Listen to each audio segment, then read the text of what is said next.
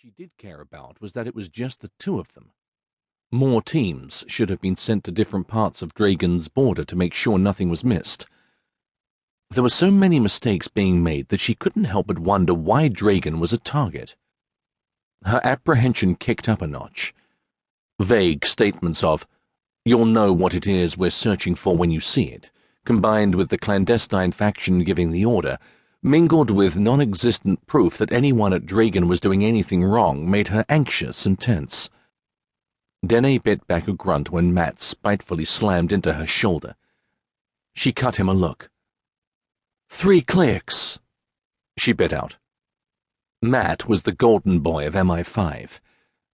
She had earned her position after years of hard work, but Matt had climbed the ranks easily. Too easily. Her annoyance was also due to the fact Matt had been given private orders beyond the ones they had been given together, and it left her with a weight in her stomach. When MI5 became secretive with their agents, people died.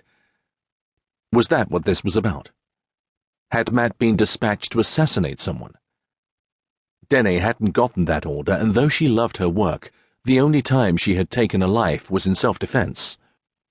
She paused at the threshold of the thick forest, which protected them as the trees turned to a sea of grass that stretched endlessly from one end of the valley to another, and majestic mountains rose up on either side. Denae took the lead since she had the GPS device.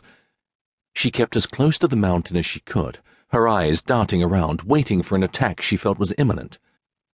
Frank, her superior, stated the people of Dreagan were dangerous, but she had been given no specifics on how they could be.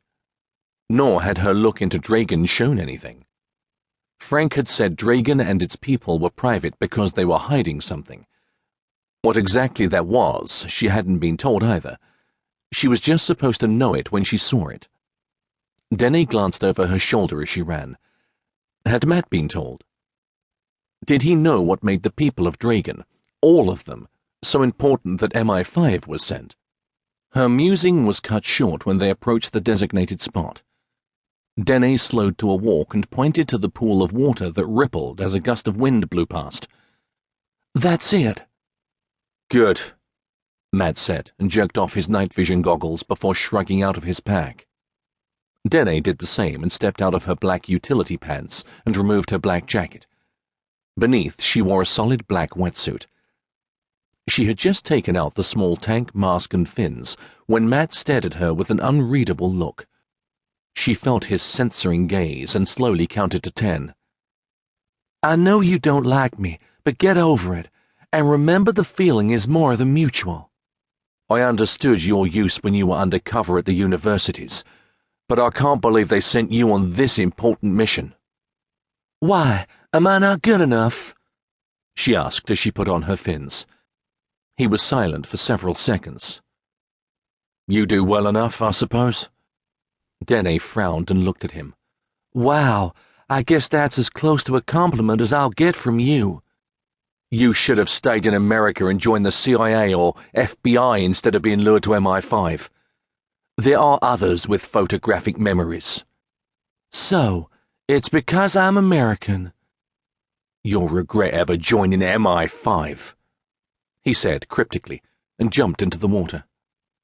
It wasn't the first time a colleague had made mention of her being American, but none had ever come close to threatening her as Matt just had. She would prove that she was put on this mission because she deserved it. Denae slipped the tank onto her back, fit the mask over her face, and put the regulator into her mouth before she plunged into the deep pool. Thanks to the weights on her belt, she sank quickly. Swimming had always come easy, and she used her skill and speed to cut through the water. Small lights on either side of their masks lit the way through the pitch-black water. Huge rocks jutted from the floor beneath. The closer they got to the mountain, the thicker the boulders became until they were weaving through them. Denae effortlessly caught up to Matt. She was swimming past him when he reached out and pulled her regulator out of her mouth. With a twist of her body, she turned to see what he was about when she spotted the knife in his hand. In an instant, he cut the straps to her tank. It fell out of sight into the water below before she could grab it. Denae immediately went on the defensive. She kicked out her foot and hit him squarely in the chin.